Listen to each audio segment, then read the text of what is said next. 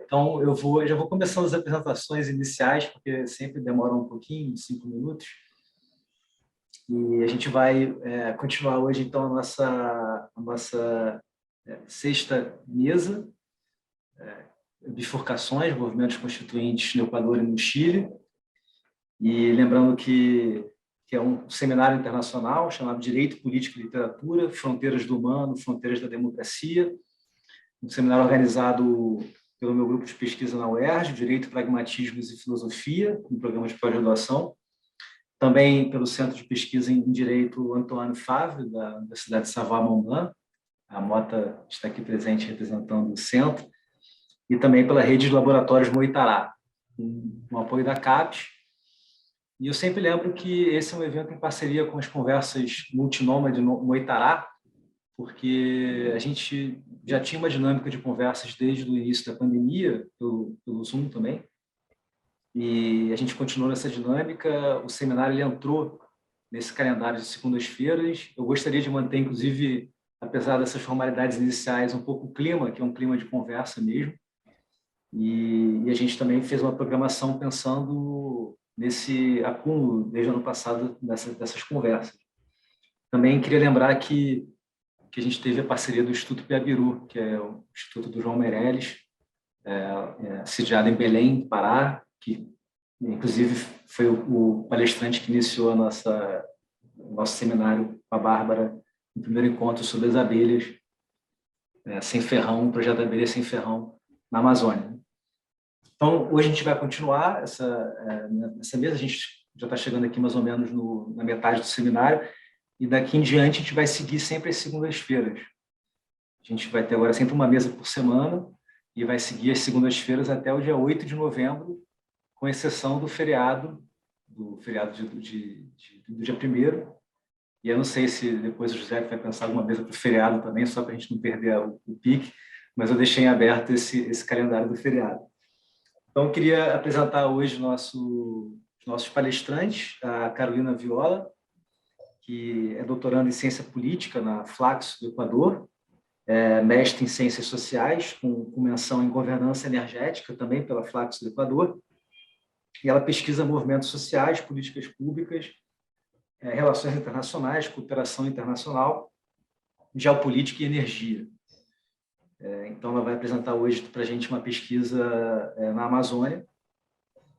E também nós temos hoje aqui o Salvador Chavezon, antropólogo, professor e pesquisador na Universidade Federal de São Paulo, na Unifesp, e professor do programa de pós-graduação e integração da América Latina, da Universidade de São Paulo, doutor em antropologia social pelo Museu Nacional da Universidade Federal do Rio de Janeiro e mestre também pela mesma instituição.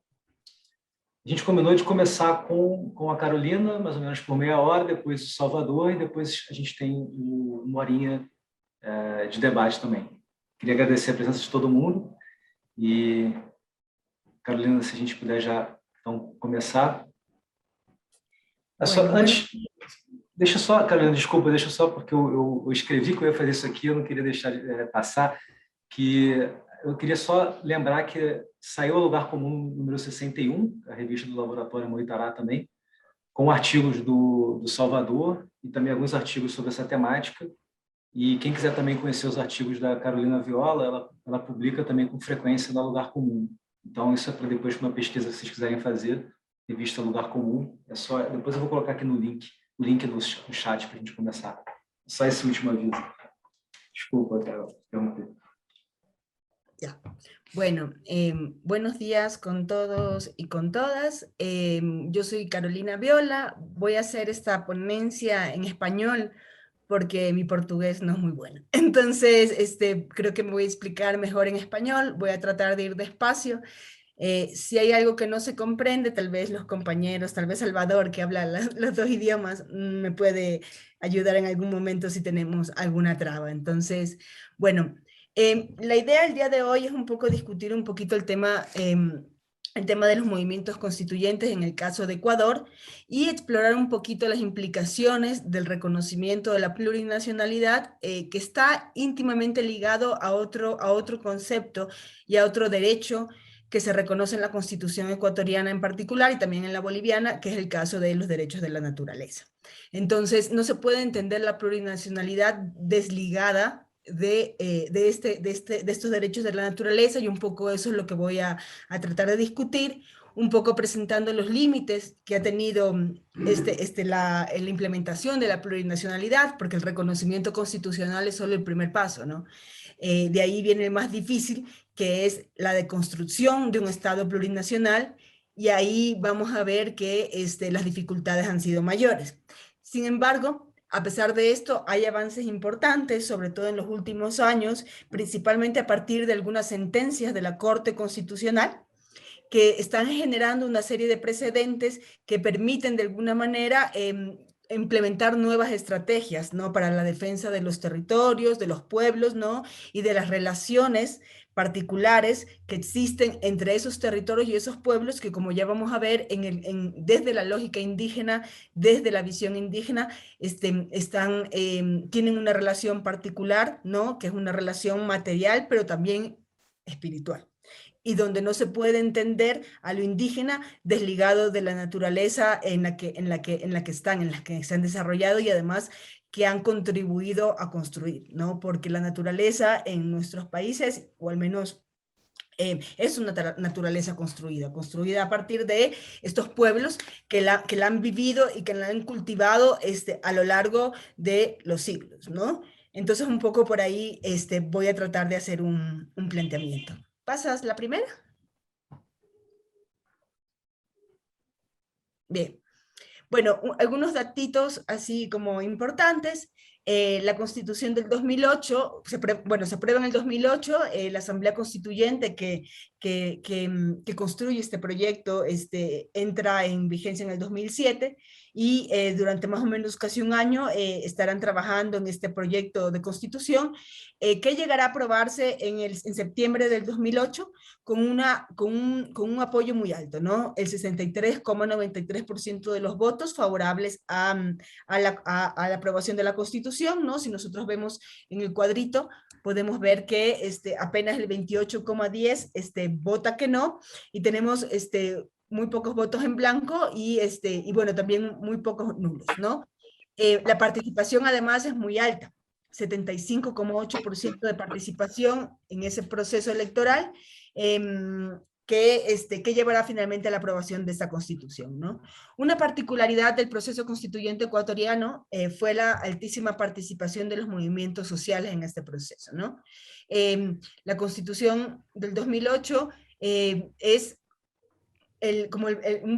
un momento de quiebre, un hito, ¿no?, que quiebra una lógica de crisis de la representación política que había caracterizado el Ecuador hasta el 2007, y que de alguna manera requiere la necesidad de un nuevo pacto social, un nuevo pacto constituyente que pudiera reconstruir esas relaciones entre Estado y sociedad que habían sido profundamente mermadas en el último ventenio, básicamente. Entonces, bueno, es un momento de algarabía, de mucha esperanza, ¿no?, y además de intensa participación.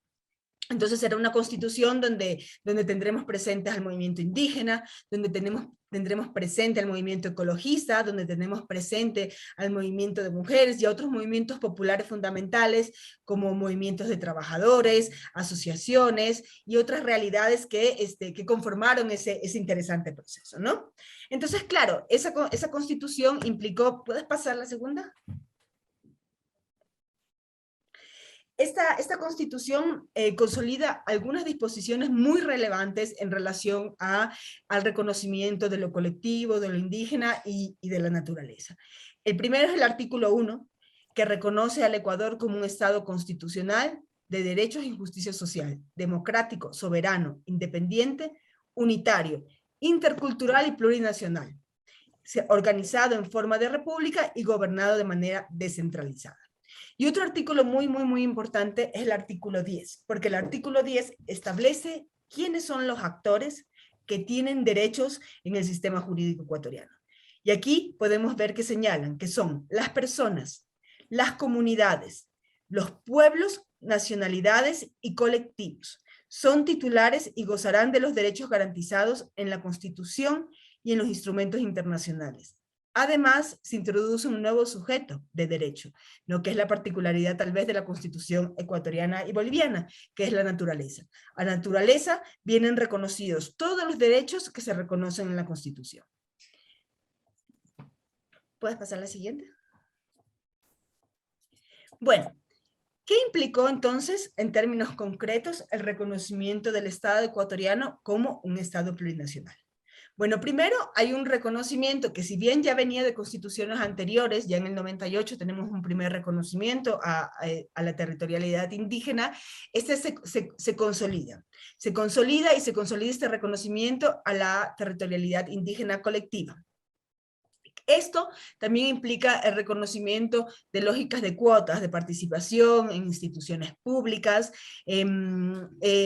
porque reconociendo el hecho de que tradicionalmente los indígenas no habían podido acceder a este tipo de cargos, entonces introduce esto.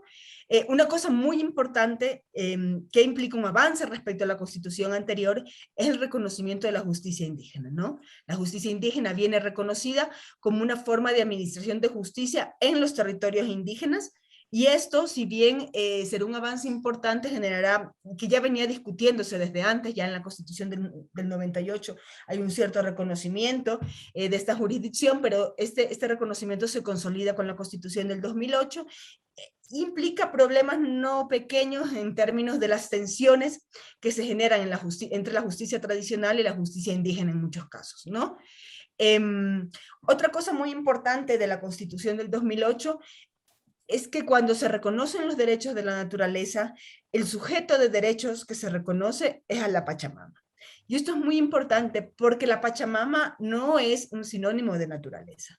La Pachamama es un concepto más complejo que el concepto de naturaleza porque es un concepto decolonial, y que un poco trata de cuestionar esta idea de la naturaleza como algo separado del ser humano, ¿no? Como además una división entre lo que es estático y lo que está vivo, ¿no? Entre lo que es natural, ¿no? Y lo que es una construcción y lo que es producto de la cultura. Entonces, esa tensión se evidencia en el concepto de Pachamama, porque el concepto de Pachamama es un concepto que implica el reconocimiento no solo de una naturaleza, sino de múltiples naturalezas, ¿no? Y de una nueva consolidación entre la idea de cultura y naturaleza, entre la idea del humano y la naturaleza, ¿no? La Pachamama se construye en la relación, ¿no? En la relación con los seres humanos, ¿no? Y es un concepto además que cambia. La Pachamama no es estática, la Pachamama se transforma, la Pachamama fluye, ¿no? Fluye.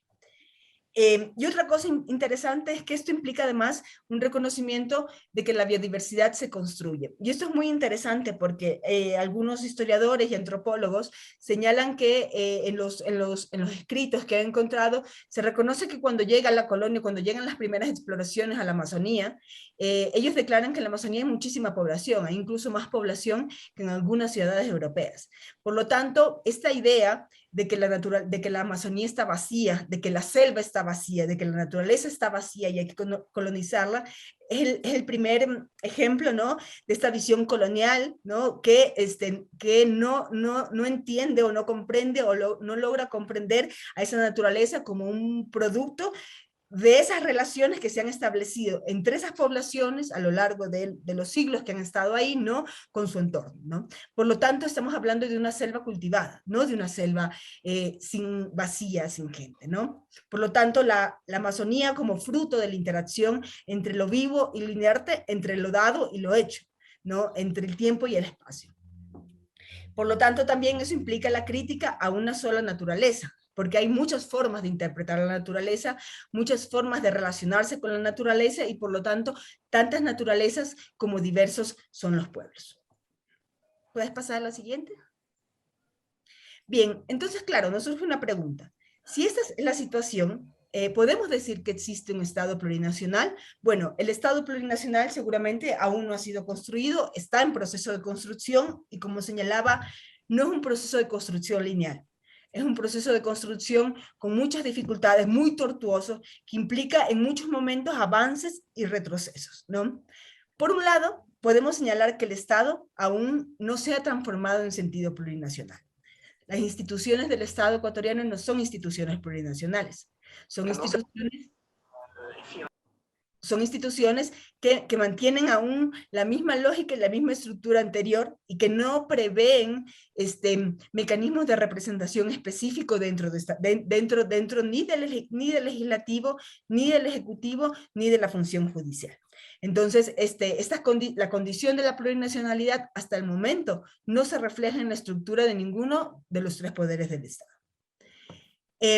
Otra cosa es que si bien tal vez el avance más importante implica este reconocimiento de la justicia indígena dentro del sistema de justicia ecuatoriano, no son pocos las tensiones y los cuestionamientos y los desencuentros que se dan entre la justicia indígena y la justicia ordinaria.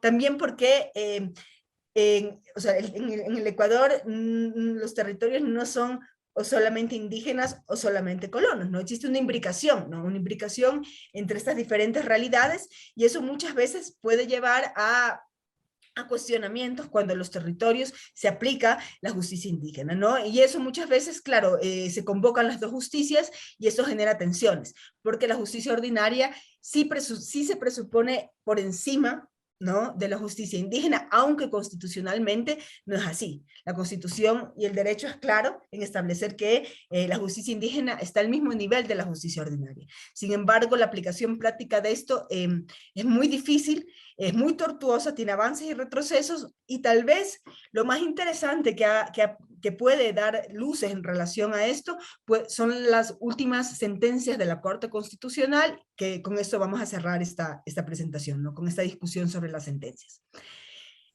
Otra cosa importante es que muchas veces cuando se habla de la necesidad de una justicia plurinacional, ¿no?, se incorpora el tema de la justicia indígena y se incorpora también la necesidad de la traducción, ¿no? Entonces la necesidad de que existan jueces, ¿no?, con competencias plurinacionales que de alguna manera puedan reconocer y puedan, legítimo, ¿no?, el hecho de que los juicios se realicen en las diferentes lenguas indígenas y que exista esa necesaria traducción, ¿no? Por ejemplo, en algún momento hubo un cuestionamiento en relación a las revueltas de octubre, cuando Jaime Vargas, que era en ese momento el presidente de la CONAIE, se negó a participar en una audiencia donde, donde estaba siendo judicializado, ¿no?, porque no había un traductor indígena. Vargas obviamente habla perfectamente español, ¿no? Sin embargo, es su derecho pedir esa traducción indígena. Sin embargo, el cuestionamiento alrededor de esa petición fue grandísimo en la sociedad, que decía que no entendía por qué, ¿no? ¿Por qué si habla español necesita un traductor indígena? Pues necesita un traductor indígena porque esa es la ley y porque eso dice la Constitución y porque eso es lo único que garantiza que de verdad, ¿no?, existe una comprensión, ¿no?, una comprensión real, tanto de lo que está planteando, ¿no?, en este caso Jaime Vargas, como lo que está tratando de plantear la justicia ordinaria, ¿no? Porque en realidad la traducción es doble.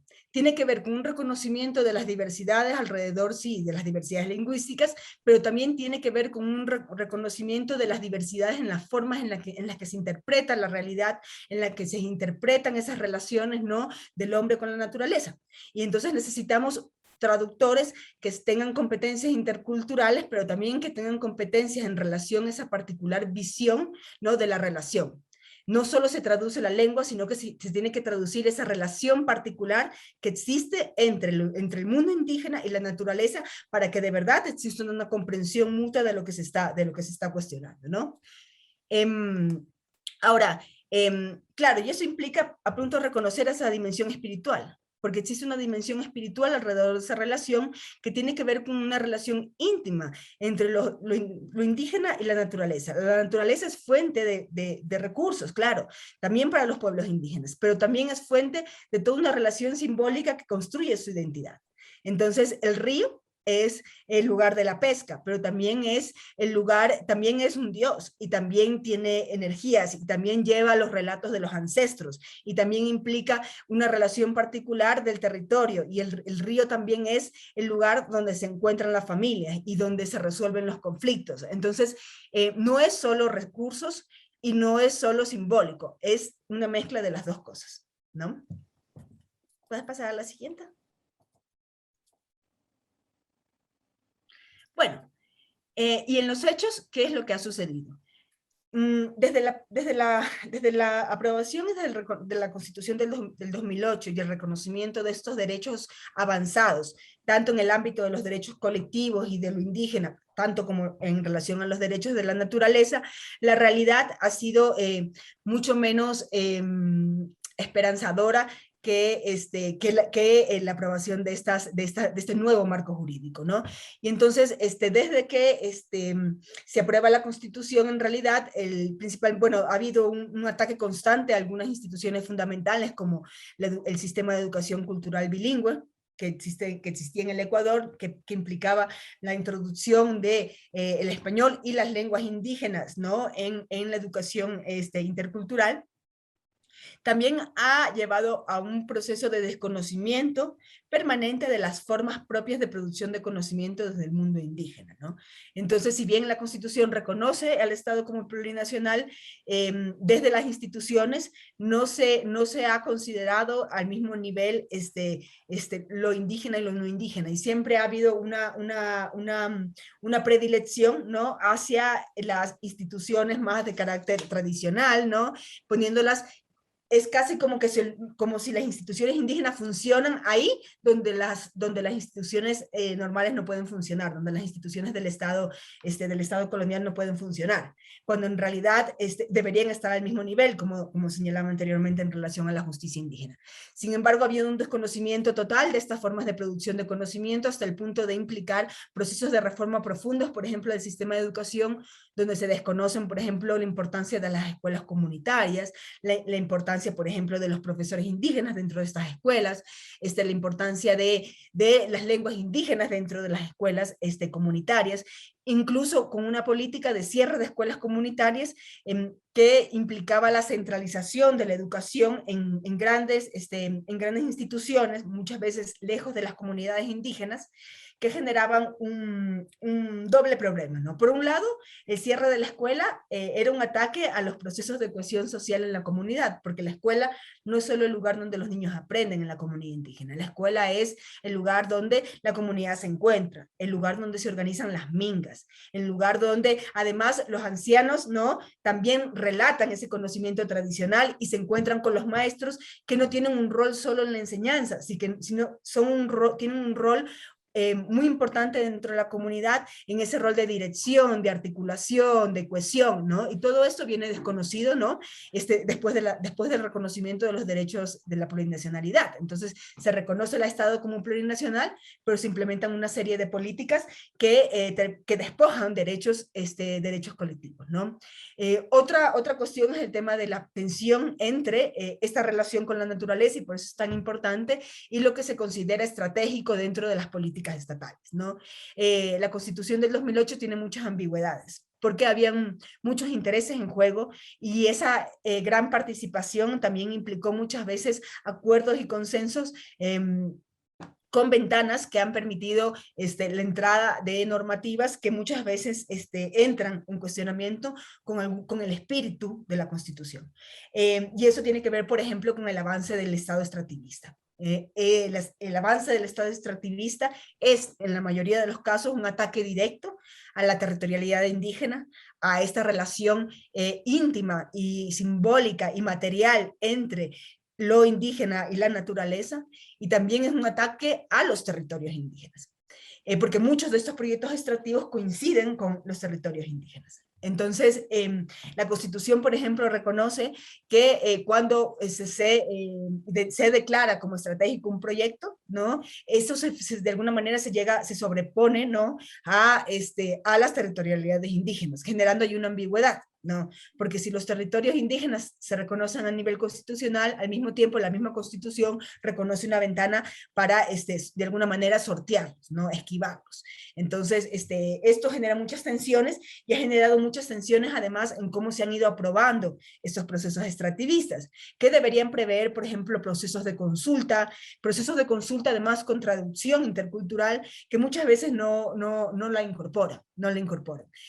Muchas veces ni siquiera los procesos de consulta se hacen. son procesos, se hacen convocatorias mañosas, donde no se explica exactamente a la gente a qué está yendo. Muchas veces son las mismas empresas extractivas las que realizan los procesos de consulta, violando totalmente los principios de consulta previa, o no se, o se pasan procesos de socialización como procesos de consulta, ¿no? El proceso de socialización es un proceso de información. La consulta implica una interacción y se generan estos procesos sin interacción, ¿no? Donde simplemente se presentan muchas veces información sesgada sobre los proyectos y se utilizan las listas de participación de esos encuentros como listas de consenso. Entonces, estos casos y estas denuncias han aparecido en muchísimos proyectos extractivos donde a partir de estas técnicas mañosas, ¿no? se declara que el consenso ha sido dado cuando las comunidades nunca han participado en un proceso de consenso, han participado en procesos de socialización, donde muchas veces no tienen posibilidad de réplica y donde además no se les está preguntando si están de acuerdo o no, se les está contando. Y las firmas de esa participación muchas veces se presentan como el trámite administrativo de consulta. ¿Por qué? Porque el problema es que esos derechos que se reconocen en la Constitución, que se reconocen justo como producto de esa discusión plural entre lo indígena, lo mestizo, los defensores de la naturaleza y otras realidades de los movimientos sociales en Ecuador, en realidad vienen traducidos desde una lógica occidental. Entonces no se traducen los derechos constitucionales desde esta lógica plurinacional. Entonces, lo plurinacional tiene que partir desde la lectura de esos derechos reconocidos en la Constitución. Y eso no se está realizando. Y por lo tanto, muchas veces la traducción de la plurinacionalidad ha pasado por una traducción casi enfocada en una lógica de la igualdad de oportunidades, que es un concepto meritocrático que muchas veces que termina por esconder un problema de fondo, que es que la plurinacionalidad no demanda igualdad de oportunidades, sino igualdad de posiciones. O sea, una posición igualitaria entre lo indígena y lo mestizo, entre el Estado ecuatoriano colonial y estas nuevas formas de organización, ¿no? Y de administración de territorio y de poblaciones desde el mundo indígena. Entonces, claro, la igualdad de oportunidades se traduce en políticas como las cuotas, cuotas, por ejemplo, prioritarias en el tema de acceso a los cargos públicos, ¿no? En los concursos de méritos de oposición, por ejemplo, se prevé puntos adicionales si es que uno se declara de alguna nacionalidad indígena o de alguna minoría étnica, ¿no? Pero claro, esas son políticas que están enfocadas en esta lógica de igualdad de oportunidades, cuando lo que se plantea es una igualdad de posiciones, que significaría ubicar en el mismo lugar la educación indígena de la educación, tradicional. En el mismo nivel, las formas de administración territoriales indígenas respecto a las formas de administración que se demandan desde el Estado. En el mismo lugar, la justicia indígena respecto a la justicia ordinaria. Entonces, lo que se está demandando es igualdad de posiciones desde el Estado pluricultural. Y la construcción de esta igualdad de posiciones es mucho más complicado porque implica una nueva lectura del derecho y de sus instituciones, ¿no? Una nueva lectura del Estado, una deconstrucción de las instituciones en sentido plurinacional. ¿Ok? ¿Puedes pasar a la siguiente?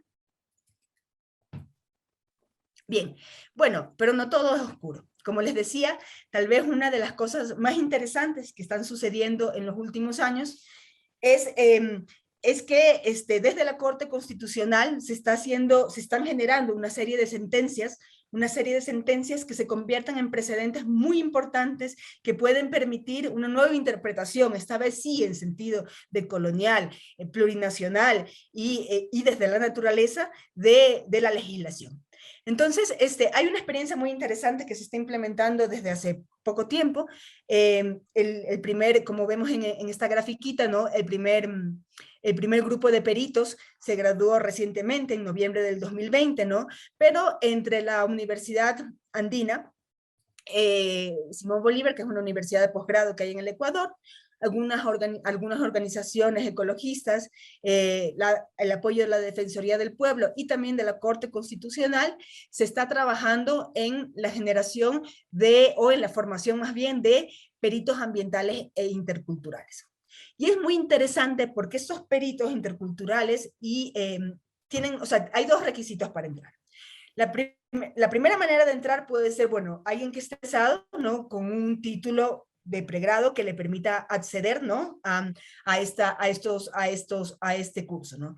Pero la otra forma, que es la más interesante, tiene que ver con aquellos actores que están presentes en los territorios desde donde se están implementando estos procesos de defensa. Y eso significa que esos actores no necesariamente tienen que tener título universitario para acceder al curso de peritos. Y entonces, a través de ese mecanismo, se ha logrado, por ejemplo, que una serie de líderes comunitarios entren a estos cursos de peritaje, y actualmente una de las negociaciones en marcha tiene que ver con el reconocimiento de estos peritos como como actores dentro de los juicios en la Corte Constitucional, o sea, que sus peritajes puedan ser válidos como insumo dentro de la Corte Constitucional.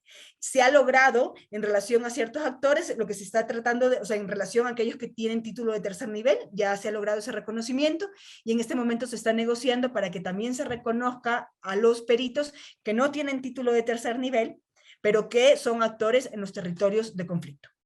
Entonces, esto es un avance súper interesante, porque esto sí implica una visión, o sea, sí implica el reconocimiento del conocimiento propio, el conocimiento desde las comunidades, como un conocimiento válido que te habilita, ¿no?, a un proceso de formación de estas características, y te habilita además como un perito válido ante los juicios de la Corte Constitucional.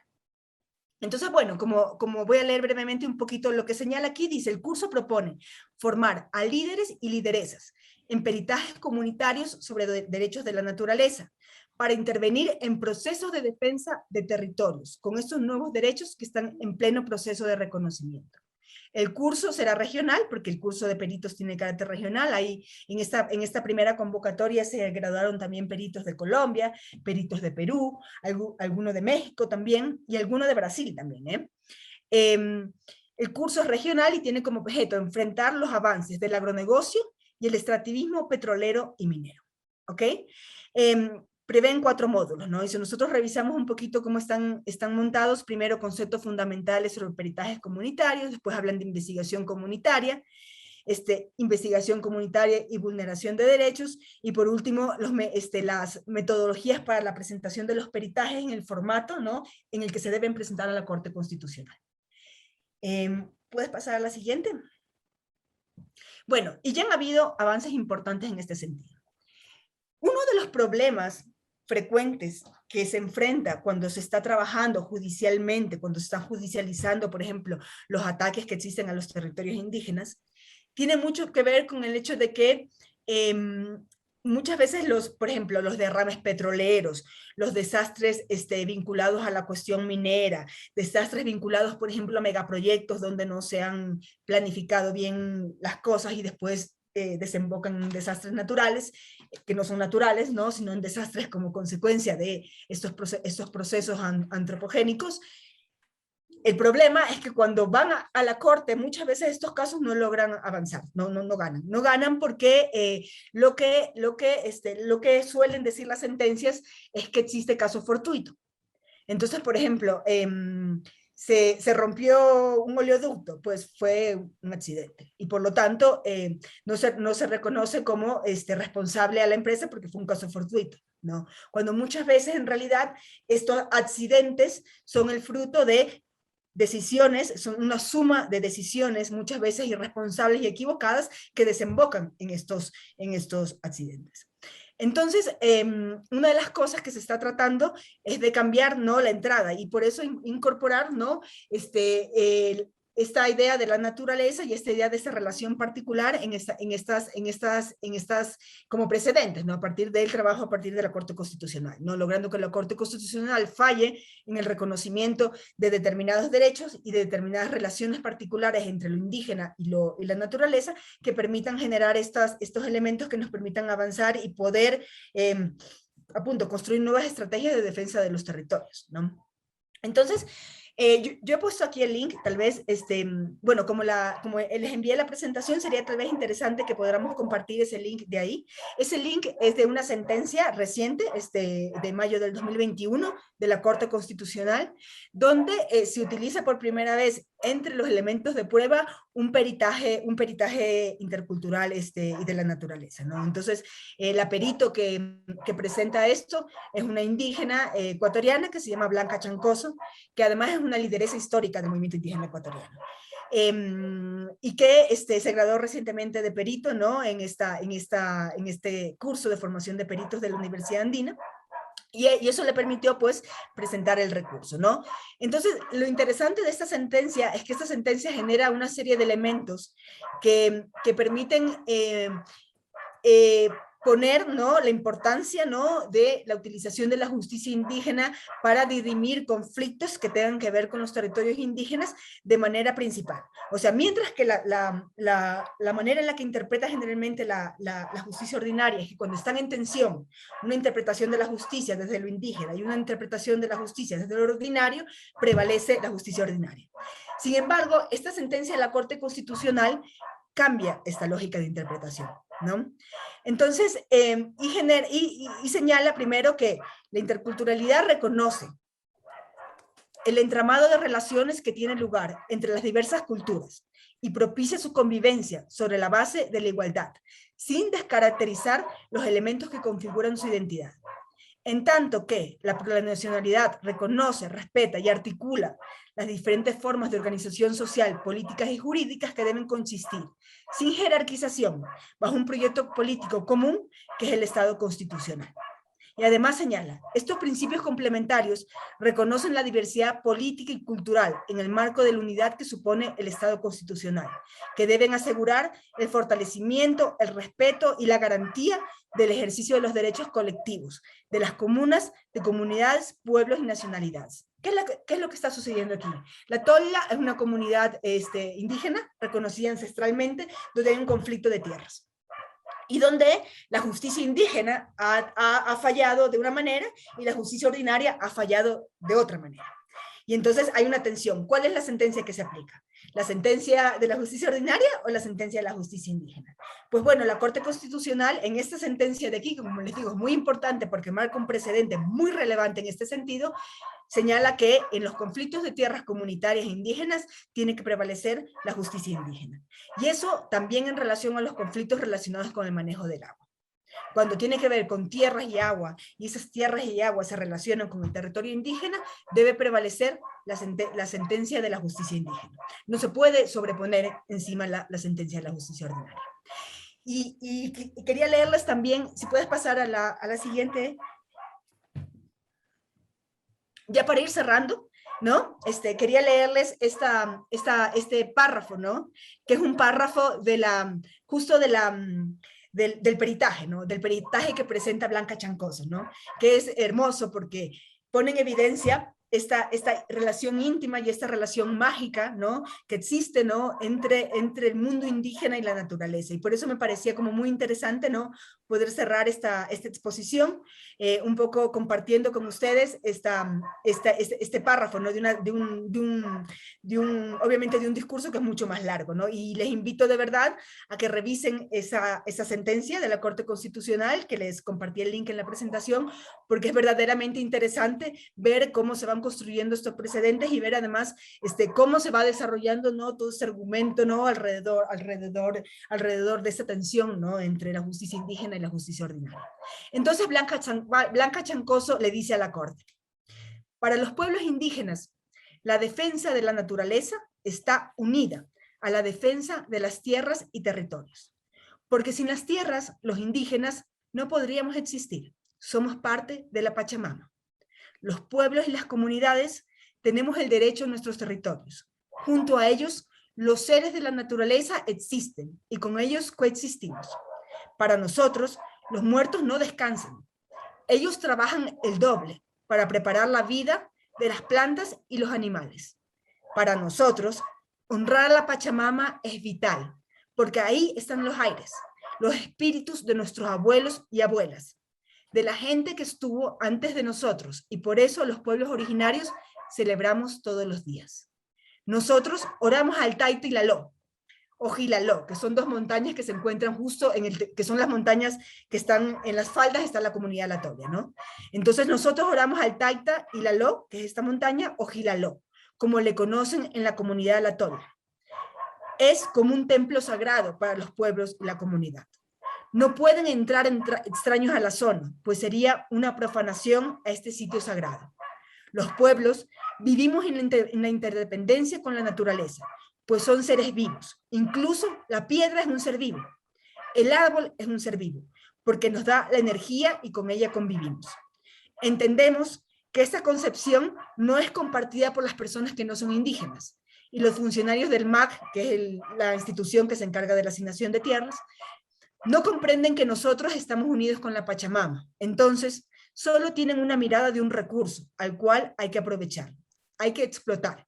Y con esa mirada quizás han hecho algunos fallos que van en contra de esta vida de la comunidad, van en contra de la vida de la misma naturaleza. Se destruye el hilaló, si destruye un árbol sagrado, y las vertientes de agua que existen en esa zona realmente es profanar, y nos dejarían sin los espacios de donde vamos a honrar a la Pachamama, que eso es vital para los ayllus, los espíritus de nuestros abuelos y abuelas. El Cerro Hilaló tiene sitios sagrados para los pueblos, son confidentes para nosotros, porque allá lloramos, ahí reímos, ahí nos da la fortaleza y nos sentimos respaldados, y garantizamos la vida misma de la comunidad. Muchas gracias. Obrigado, Carolina. Obrigado pela preocupação na organização também dos pontos. E recentemente eu vi uma palestra sua sobre o extrativismo chinês no Equador e notei que essa é uma apresentação para dialogar também com o curso de Direito, então para a gente foi muito interessante isso. E eu vou passar a palavra para o Salvador para a gente depois fazer um debate na sequência. Graças, Carolina. Bom, obrigado pelo convite. Prazer estar aqui conversando com vocês, ouvindo Carolina. Eu vou falar do processo chileno, processo constituinte, mas tentando abrir uma perspectiva comparativa com os processos andinos. O processo chileno, que está hoje em curso, né, que em julho iniciou os trabalhos na Convenção Constituinte, deriva diretamente do levante de outubro de 2019, que foi um levante de características multitudinárias, né? Foram protestos que se iniciaram, tem uma semelhança com junho de 2013, porque foi inicialmente um protesto de estudantes pelo preço do metrô, mas que rapidamente se tornou um levante social de proporções históricas, né? Com milhões de pessoas nas ruas, o país interrompido, bloqueado, com uma força impressionante, essa força que exige aos poderes estabelecidos se mexer, né? Esse processo, em parte, tem a ver com uma situação social precária, né?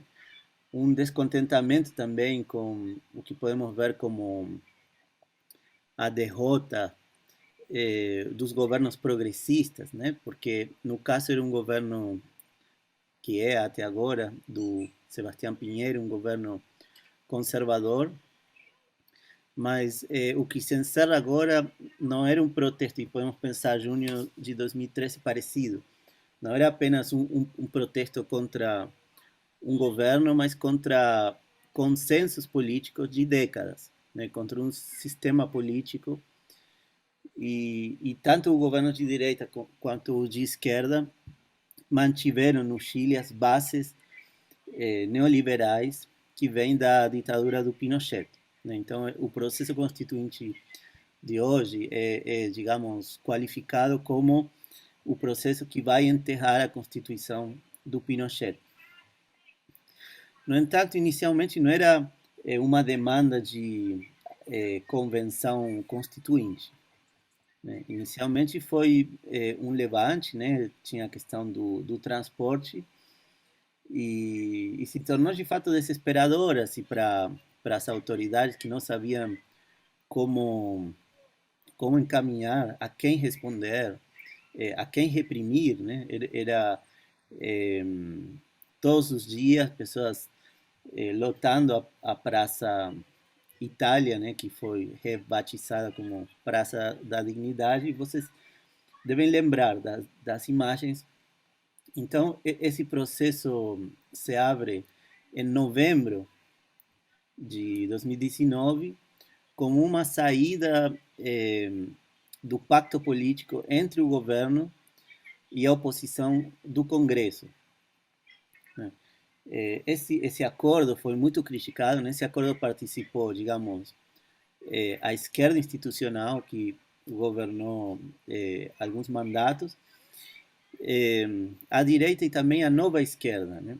Chile conta com um movimento de esquerda que nasce das mobilizações dos estudantes em 2006, em 2011, e que se transforma numa força política eh, que se denomina autonomista, né, que recupera várias, assim, tem uma continuidade com lutas sociais e que também participou nesse acordo, né? Por isso, eh, muitas pessoas que estavam nas ruas, né, num processo que ainda estava aberto, que não se sabia se ia derivar na queda do presidente eh, ou no desenvolvimento de algum tipo de agenda, né? Era um estouro meio fora de controle.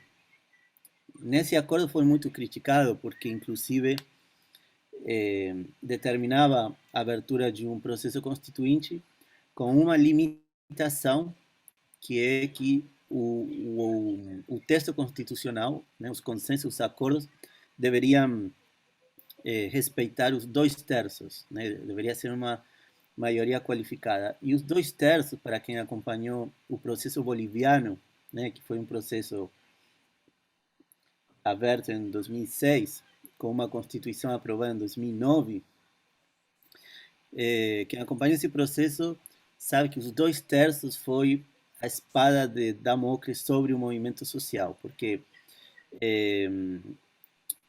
em anos de mobilizações, a Bolívia construiu um grande frente assim, de poder social, digamos assim, né? Um bloco popular que chegou ao governo, inclusive, e construiu uma força majoritária, né? Majoritária eleitoral, construiu uma série de demandas que envolviam, em parte,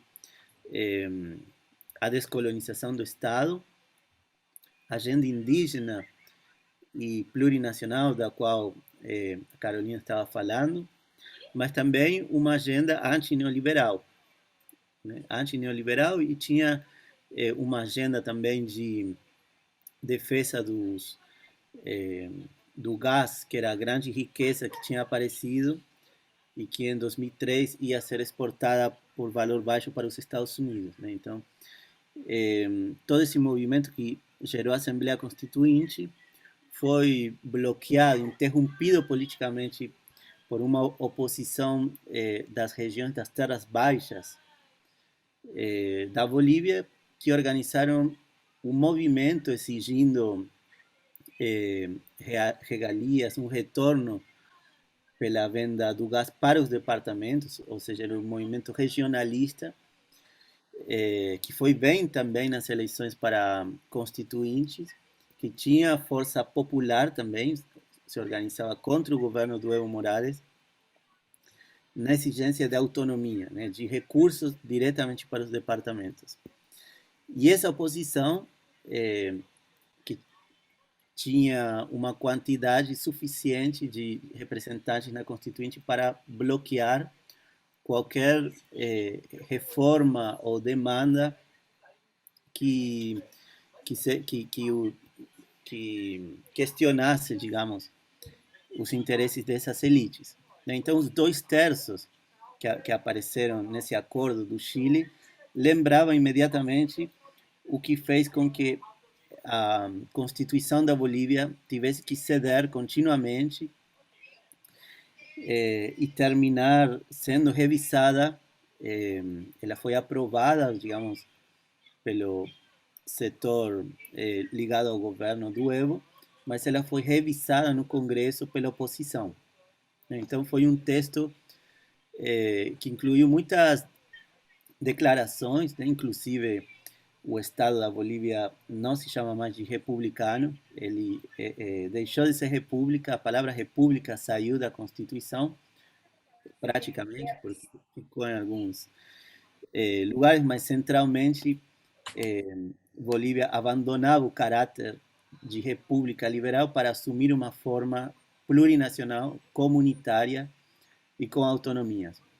E a Constituição reconhecia as formas comunitárias de justiça, chamava para a eleição direta de representantes das nações indígenas.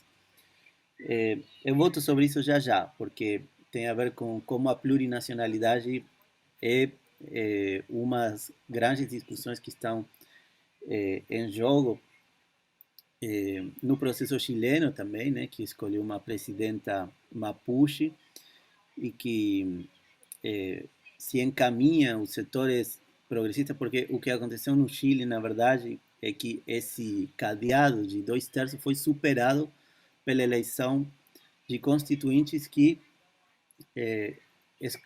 elegeu um bloco anti-neoliberal, né, crítico do governo, que reivindica o levante de outubro de 2019 e que supera os 2/3. Né? Então, Chile estaria numa situação especial, porque aquele bloqueio que foi possível fazer na Bolívia e que derivou em que o próprio governo limitasse as transformações para conseguir concluir o processo constituinte, isso a princípio não aparece no Chile como se fosse uma astúcia desse acordo que não vale mais inicialmente, né? No entanto, o que a gente começa a ver são outros caminhos, outros mecanismos para que essa força social, esse bloco popular, essa maioria política não se constitua numa, ou essa, eu diria, essa maioria social não se torna uma maioria política e não avance, né, na transformação, na superação do neoliberalismo ou no que seria uma constituição que transforme o Estado, né, que transforme o Estado num sentido que na Bolívia e também para os setores indígenas no Chile seria descolonizar, né? Mas aí precisamos ver que o problema dos 2/3, o problema da falta de uma força política que atingisse esse nível de consenso é também um problema das tensões, dos conflitos que atravessam o próprio bloco popular, digamos, os próprios setores que falam em nome das maiorias, que se reivindicam em continuidade com as mobilizações. E aí eu queria falar de 3 problemas políticos, né, para pensar esses processos. E posso adiantar que hoje vemos no Chile, né, os limites e as dificuldades de transformar uma força política em um texto constitucional, inclusive superando, digamos, o que não está nas mãos da Constituição, muitas vezes, né? Tem um problema que é a relação entre um corpo jurídico, entre as palavras e as coisas, digamos assim, né? Como palavras vazias, às vezes, que estão em jogo na definição de um marco constitucional, não se operativizam, por exemplo, para pensar um pós-neoliberalismo, né? Tem que ser através de ferramentas concretas que isso aconteça. Tem três problemas, né? Como pensamos processos de luta, levantes sociais e a sua continuidade, né? Tem uma dificuldade de manter um estado de mobilização. A pergunta é se a institucionalização é o único caminho, ou seja, se nesse caso, por exemplo, a constitucionalização, sair das ruas, deixar nas mãos dos políticos, que foi um processo que, inclusive, permitiu uma recuperação de protagonismo de partidos políticos que estavam totalmente fora no momento da mobilização. Uma mobilização contra os políticos, contra os partidos que sempre tinham governado, se torna um processo gestionado nas mãos dos partidos, né? Porque, inclusive, os candidatos independentes, que em grande parte foram eleitos, teve que ser através de partidos, né? Então, os antigos partidos, ou inclusive novos partidos ou agrupações de independentes, mas que agem como representantes num jogo eleitoral, é um problema. É um problema. Assim, quando essa institucionalização acontece, tem que acontecer, ou se pode ser evitada, e em todo caso, até que ponto esse processo constituinte pode manter um vínculo, né, com essas disputas concretas que criaram todo um acúmulo de forças ou deram lugar a um movimento social, né? E aí entre Chile e Bolívia tem uma diferença, mas que ela daqui a pouco pode mudar, porque tem uma eleição presidencial daqui a pouco no Chile, que vai acontecer durante o processo constituinte, que já pauta boa parte da intervenção dos constituintes, e que é o problema da relação de um corpo representativo ou não, né, de representantes com um governo, né? Porque, de fato, na Bolívia, a eleição de constituintes chegou com um partido de governo recentemente chegado no governo e que não tinha quadros nacionais, inclusive. No entanto, tinha um poder eleitoral nacional e que, através das listas, né, do partido do Evo Morales, de fato escolheu muitos camponeses indígenas, né? Os representantes, os constituintes na Bolívia, depois de um período de muita mobilização social entre 2000 e 2005, foi um corpo de constituintes majoritariamente indígenas e camponeses, né? A pergunta é como uma maioria indígena camponesa não faz uma constituição indígena camponesa. E aí entra esse jogo entre um corpo de constituintes, né, que no Chile são majoritariamente antineoliberais e favoráveis, digamos, ao espírito da revolta, reivindicam, digamos, a necessidade de mudança, inclusive de ir além do que esses consensos das décadas anteriores governavam. Qual é a relação desse corpo representativo com o poder estatal, né? E na Bolívia, claramente foi um elemento negativo de influência no que eu estava falando, como essas tensões internas, né? Num bloco que, mesmo tendo 2/3, criou, por exemplo, na Bolívia, o conflito do qual Carolina também falava, entre o movimento indígena que propõe a plurinacionalidade como autogoverno, defesa do território, Bem Viver e Pachamama, e um projeto nacionalista, desenvolvimentista, extrativista, que logo mais, depois da Constituinte, começou mostrou, digamos, um conflito que antes era menos visível entre o governo do MAS, governo desenvolvimentista, que falava para a classe média, inclusão social, políticas públicas, e o movimento indígena que encontrou o exército, a criminalização de lideranças e, por exemplo, em 2011, a repressão direta quando defendiam um território indígena do centro da Bolívia, o Chibnis, de 1 milhão de hectares, era o governo impulsionou a construção de uma estrada, né? Também ia ser uma empresa brasileira, OAS, que ia construir. E aí entramos já de novo na geopolítica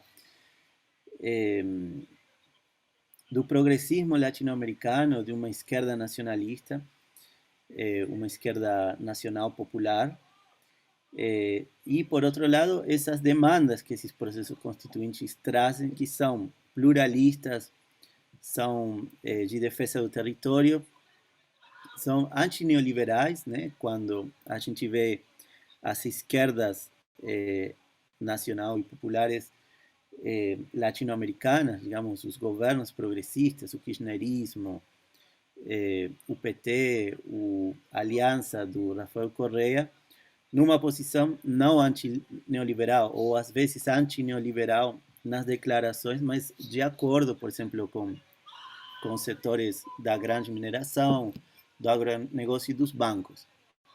Então, um outro problema que vemos aqui, além dessa dificuldade política, primeiro de transformar um levante social num processo institucional, né, que é da multiplicidade das ruas a esse jogo de candidatos, partidos, mandatos, reprodução política das novas ou antigas figuras políticas. Segundo, um conflito interno ao bloco popular, interno ao bloco popular que não é um bloco, né? Que a gente vê as diferenças, por exemplo, entre as lutas, né, as reivindicações do movimento indígena, né, com uma concepção, inclusive, autonomista ou de transformar as instituições, né, indianizar o Estado e descolonizar as instituições antes do que o que é a agenda de boa parte dos movimentos sociais, e isso aconteceu e acontece no Chile ou aconteceu na Bolívia, que é não indianizar o Estado, não descolonizar as instituições, mas ocupar, digamos, ser o Estado. Ser o Estado. Então, movimentos sociais, sindicais, forças políticas novas que se tornam as forças de governo, as forças que têm que garantir crescimento político, viabilizar. Aí a discussão é se os investimentos vão ser chineses ou norte-americanos, mas é um jogo que colide com quem estava nas ruas e essas forças antineoliberais ou plurinacionais, no caso, que nesses processos aparecem, né? Chile é um processo mais recente, né? Então também temos que incluir entre essas dificuldades políticas a aparição da extrema-direita, né? Que não estava... na verdade,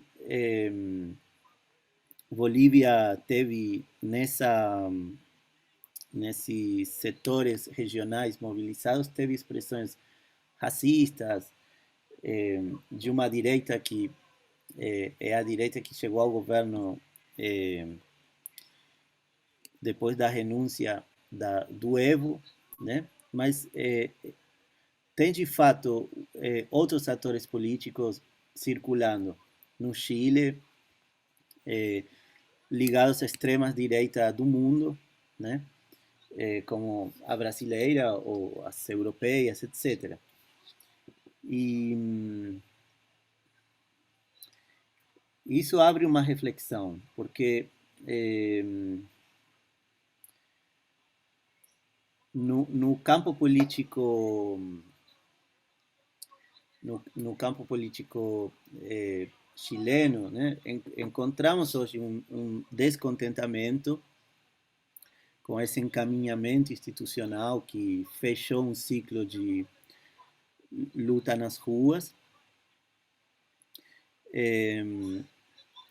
mas encontramos, por exemplo, mapuches pedindo a demissão dos representantes mapuches hoje, ou expressões mais de ignorar esse processo que não tem nada a ver com o que as assembleias estavam discutindo, ou que as pessoas na rua estavam discutindo. Mas aparece uma extrema direita destituinte, né? Como apareceu, eu diria, na Bolívia, com outras características, mas a que aparece no Chile é a extrema direita bolsonarista, digamos, que cresce, digamos, com o fracasso desse caminho negociado, institucional, e que tem um discurso também que é de destituição, que era uma força contida nas mobilizações contra o Estado recentemente. Ou seja, a esquerda constituinte e a direita destituinte. A esquerda destituinte, que gerou um levante social,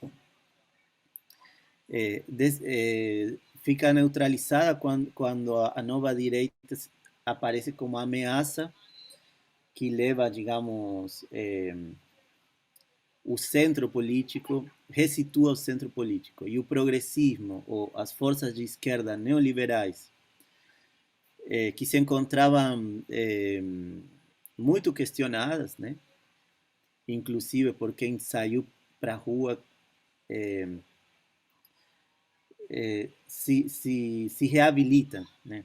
Eu diria que na Bolívia o processo foi parecido, porque esquerda e direita se beneficiam da polarização política que os coloca como um jogo onde só eles decidem o destino do país, né? Então,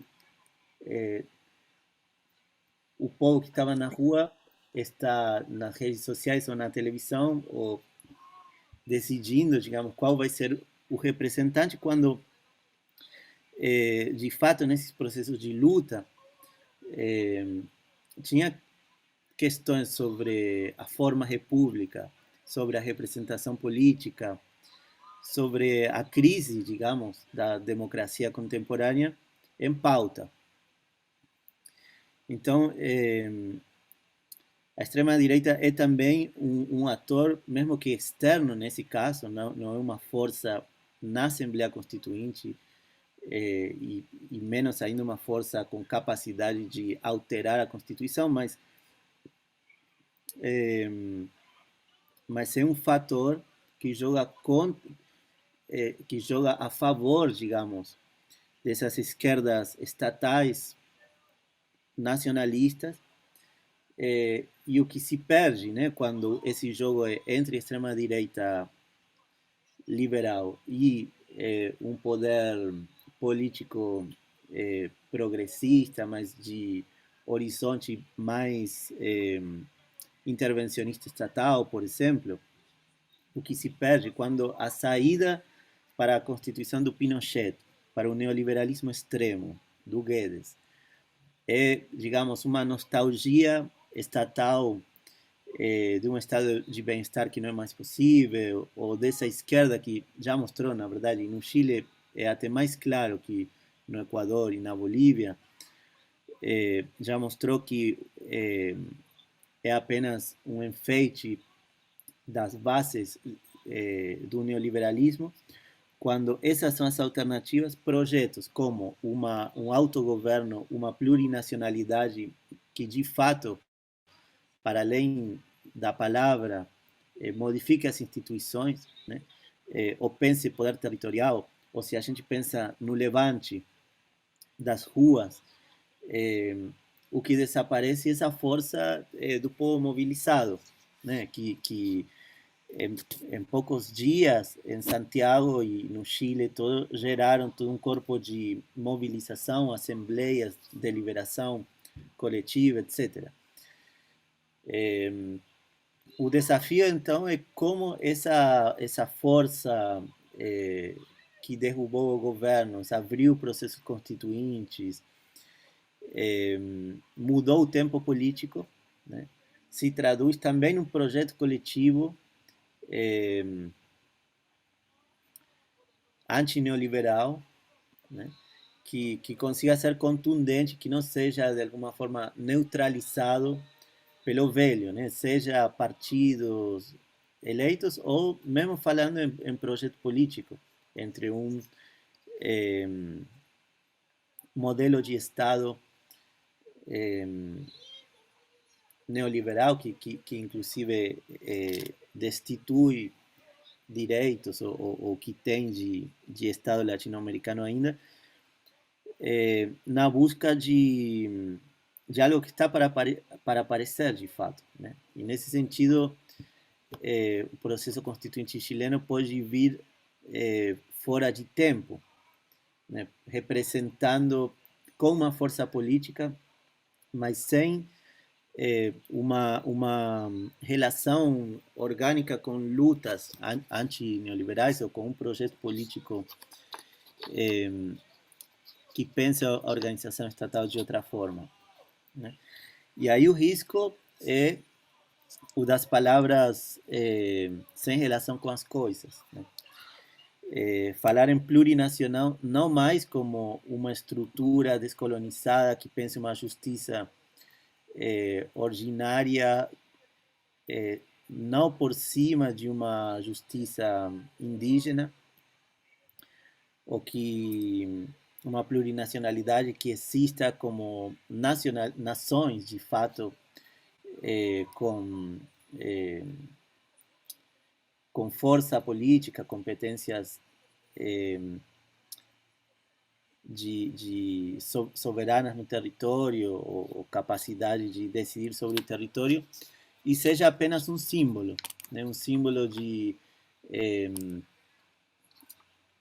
em lugar de constituição pinochetista é uma constituição que permite, digamos, uma mulher indígena estar nas instituições, como é o conflito dos... Vocês sabem que o povo mapuche foi criminalizado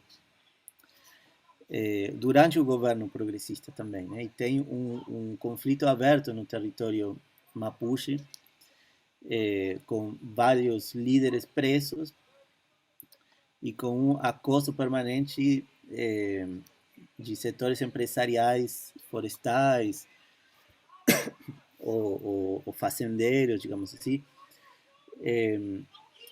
E não são essas comunidades as que... E são essas comunidades as que estão pedindo a demissão dos representantes indígenas. Porque se o indígena é apenas uma inclusão declarativa num texto constitucional, que inclusive vai se encontrar com um processo político que poderá, em lugar de implementá-lo, ir na direção contrária, a sensação que fica é de que a Constituinte pode ser uma forma do poder de neutralizar, desviar um poder popular numa discussão de notáveis, né? De elites políticas com mais ou menos multiculturalismo, capacidade de incorporar o discurso, um discurso que vem que reflete, na verdade, uma sociedade que é plurinacional, né? Mas que não cria um Estado plurinacional, ou um Estado comunitário, ou um Estado não neoliberal, né? Como superar o que no Chile é o Estado subsidiário, a estrutura do poder, ou como atingir, digamos, uma realidade onde 80% dos trabalhadores são informais, precários, com direitos, né? Como fazer isso? Isso é um pouco o problema que deixam esses processos constituintes, né? Das palavras, de avançar com símbolos e declarações ambíguas, mas que politicamente não se traduz numa transformação social. Então, deixo por aí. Obrigado.